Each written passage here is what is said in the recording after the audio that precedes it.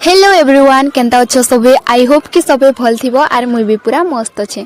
खूब दिन as blog बनुछे कहे कि काम को भारती टिके बिजी रही गली बेले टाइम भी नहीं मिले फिर ब्लॉग बनावा लगे।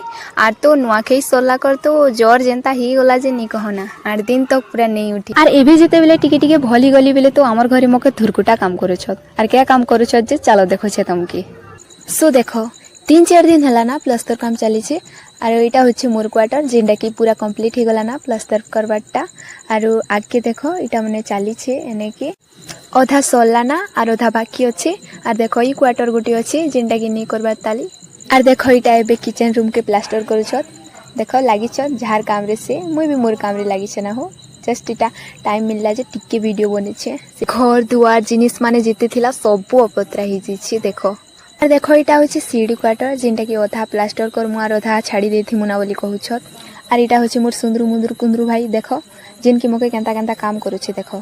आर हाथ हुती काटी ही गला कि केंता बोली कर चेक करुछी क्या करबहु माँ। हाँ जेनता काम होछि जे पेन दुहारी दुहारी हमर हालत पूरा खराब। केबे गोटे वीडियो बनामी हमर घर मोर काकी घर केंता अछि जे सब देखाम। सो आज वीडियो थिला एतकी जुहार जी मासमली।